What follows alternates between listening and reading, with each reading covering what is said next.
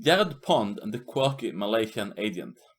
I was enjoying the morning sun at a coffee shop in Cockle Bay Wharf when Greg Steele approached me. I enjoyed Greg's new approach of organizing a meeting to discuss the next mission, instead of jumping me with directives and follies. "Good morning, Jared. I brought something for you," Greg said, and handed me a takeaway container with sliced durian fruit. I grabbed a large slice of durian and munched on it. The distinct flavor of durian, which was a mixture of overripe fruit and onion, tasted much better than the fermented herring I had to suffer on my last mission. Greg gave me a skeptical look and said, "I thought you didn't like durian. Last time you had it, you remarked that it tasted like rotten fruit." "Yes, but that was before I ate the Swedish fermented fish. Since that mission, I have acquired a taste for pungent food.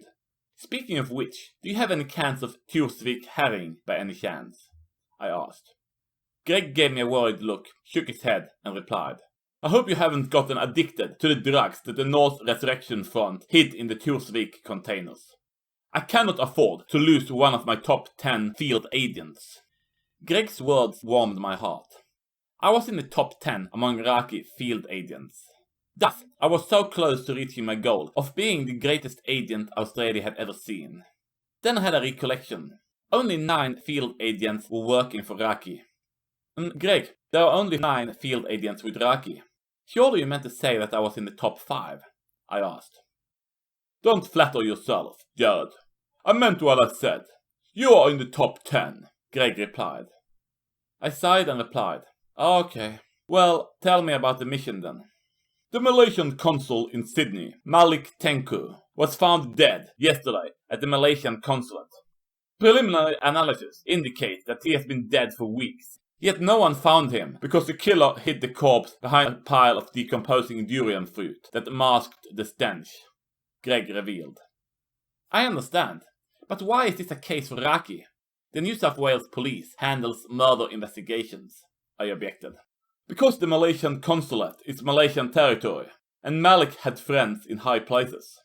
Thus, we would rather deal with this matter discreetly," Greg explained. "I understand. Discretion is my forte," I replied.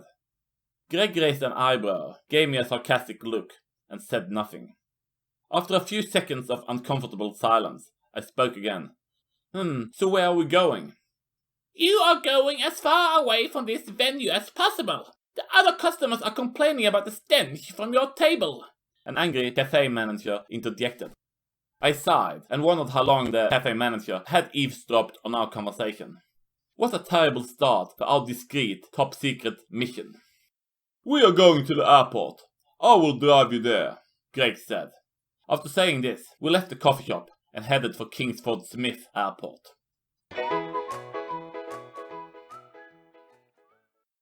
"Your counterpart on this mission is Diah Raja. She is an agent the Malaysian Royal Court has hand-selected for this mission," Greg revealed as we approached the arrivals terminal at the airport. "Is she a good sort?" I asked. "Her looks are irrelevant. She used to be Malaysia's top agent. You can learn from her," Greg taunted. "Used to be? What happened?" I asked. "She fell into a coma during a mission, but her physique has recovered now," Greg revealed. "Hello, La. You must be the Australian agents, La." The loud voice of a woman wearing colorful makeup, a conspicuous dress, and a fancy-looking tinfoil hat grabbed my attention. If this woman were my counterpart, carrying out the mission discreetly would go from difficult to impossible. "Pond, Jared Pond," I said and reached out to greet her. "I am Diah Raja. I'm so excited to meet you. I have heard so much about you." Diah enthused. "Good to know. Let's head to the Malaysian consulate," I said. "No, I want to go to the Sydney Opera House first. I want to take a selfie for my Facebook account." "Spacebook?" I asked in confusion.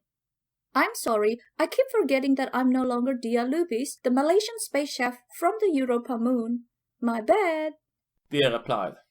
I gave Greg a pleading look. Why did he do this? How would I be able to complete any mission with this crazy woman? Greg gave me a thumb up, smirked, and said, "Well, I got to go back to the office and prepare for a meeting with Scurry Morissette. Good luck, Jared, and welcome to Sydney, Diah." Having said this, Greg entered his car and drove away, leaving me as the babysitter for the eccentric Malaysian agent. Ouch. Wow, this is so cool. I love how the Sydney Opera House looks before the 22nd century refurbishments, Diah said. I smiled at my counterpart. She had spent the last hours telling me about her outrageous adventures. Allegedly, she had killed Morgor the Red Dragon, who in turn had killed Diedrich's dump version of a duck.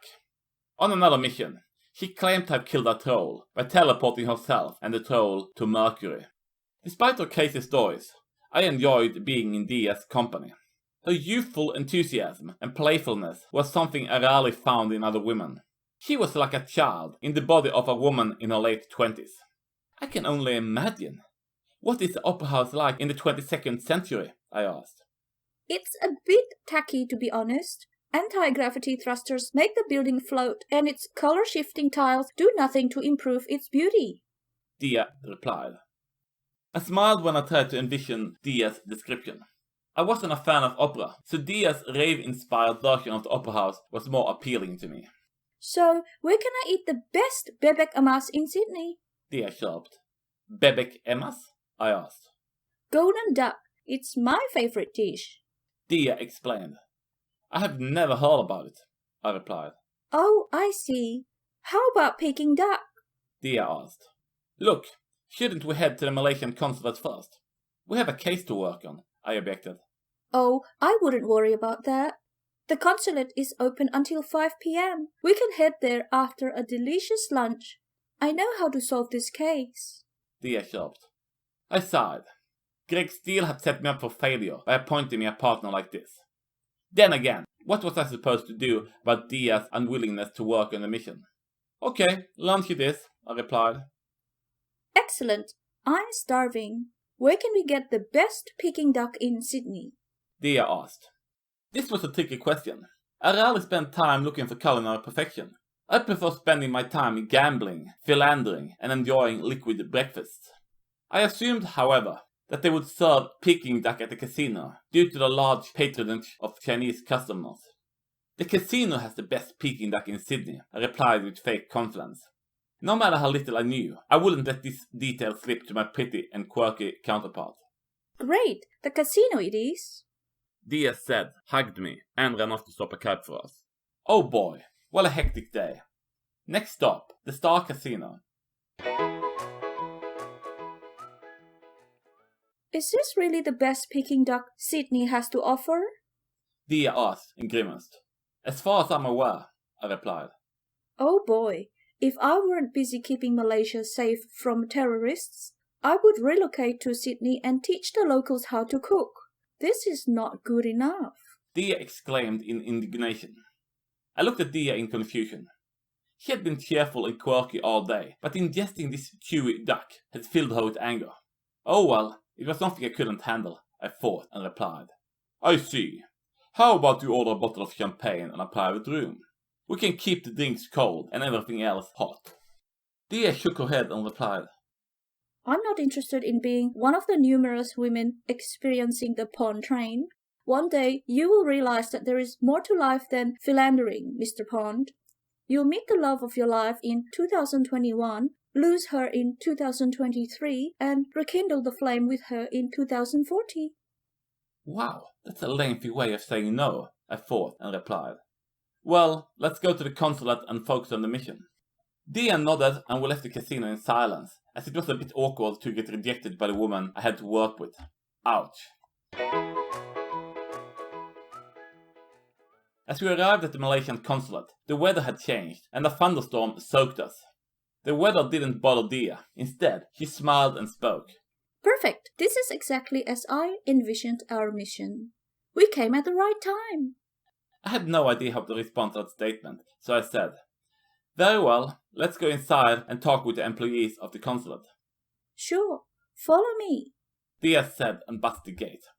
As the gate opened, Diah walked up to a hidden lever, masked as a Buddha statue. She pushed it 8 times to the right, 4 times to the left, and twice forward.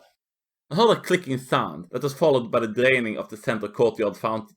After that, the fountain moved and revealed a secret passageway to the basement. I stared at Diah in confusion. How did she know about the secret passageway? What was going on? Diah walked downstairs, and I followed her until we reached a storage room, which was filled with methamphetamine bags and ingredients. This confirms my suspicion, Diah exclaimed. What suspicion? I asked. We have received reports that our consulate in Sydney was smuggling and manufacturing drugs. This confirms those reports and explains our consul's death. This proves that Vice Consul Ayman Che is behind the drug smuggling operation and Malik Tengku's death. Diah exclaimed. How can you be certain that Ayman is behind it? It could be anyone working at the consulate, I objected. That is correct. However, since Ayman is standing behind us with a raised pistol, he would be a natural conclusion. Diah replied. I turned around and I saw Ayman Chi, who had the features of a cartoon villain. He twirled his mustache with his left hand while holding a gun with his right hand. He laughed and spoke. You're at Pond and Diah Raja. I got you exactly where I want you. Mwahaha! Oh really? How does it benefit you to keep us at gunpoint in your dungeon? I asked. I want Diah dead, since she seems hell-bent on exposing the drug smugglers that have infiltrated the Malaysian royal court. I will kill you because you failed to kill the Emperor of Japan for the Yakuza. Ayman taunted. What a predicament I was in. If I only carried a concealed pistol, or better yet, a ridiculous weapon, such as a wristwatch that doubled as a mini crossbow and fired poisonous darts. Yet, for some inexplicable reason, I wasn't even carrying a gun. I'm wearing body armor, so to kill me, you need to shoot me in the head. Diah's nonsensical exclamation confused both me and Ayman. For a few seconds, we stood in puzzled silence. Eventually, Ayman spoke. Thank you, Diah. I don't know why you're telling me this, but it is making my job easier. Having said this, Ayman shot Diah and hit her tinfoil hat. Against the odds, the bullet ricocheted off her hat and hit Ayman in the throat. I ran up to him and grabbed his pistol. Ayman stared at me and wheezed. You cannot kill me! I have diplomatic immunity, and this is Malaysian territory! Okay, if you say so. However, then I won't summon an ambulance either. Good luck bringing one from Malaysia, I replied and walked away from Ayman. I ran up to Diah and took off her tinfoil hat. It shimmered when I touched it, and it seemed to consist of advanced nano robots. Wow, who thought that a tinfoil hat could save lives? I thought as I removed it from Diah's head.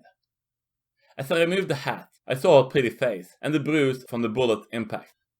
What happened? Diah moaned. You got shot in the head and your tinfoil hat saved your life, I replied. Who are you and where am I? I am Jared Pond, and we are the hidden drug cache of the Malaysian consulate in Sydney. We have stopped the villainous Vice Consul Ayman Che from murdering us to cover up his crimes, I explained. So, did you save me from Ayman? I owe you my life. Diah mumbled. I reflected on the options. I could be honest and reveal that luck saved us. The unlikely ricochet that saved Diah's life and killed Ayman was like an act of God, and hadn't done anything to save the day. Then again, God didn't need approval from a successful mission to further his career, but I did. Yes, I saved the day, I replied and smiled. Oh, you're so sexy. How about we go somewhere where the drinks are cold and everything else is hot? Diah seduced. I smiled, as the post-concussion Diah was my kind of woman, and the Pond train would soon be ready for departure. Don't be a pervert, Jared. She had a concussion. Take her to the hospital. A faint voice whispered. I couldn't see anyone in the room, so I concluded that my conscience spoke to me. Bloody bad timing. No, you need to go to the hospital with your injuries. I'm happy to have drinks after your recovery, I said, and lifted Diah to carry her away from the basement. I stared in terror as a lighter fell out of Diah's purse, and a spark from it set a canister with meth cooking ingredients aflame. I better get a move on, I thought, grabbed Diah, and hurried to leave the cache before the whole basement blew up. As we got out on the street, there was a large explosion, and what was once the Malaysian consulate was now a smoldering ruin. Jared, didn't Greg tell you to handle the murder investigation in a discreet way? Yet you killed the vice consul and blew up the Malaysian consulate. What is wrong with you? Prime Minister Scurry Morissette roared during my debriefing at Raki headquarters.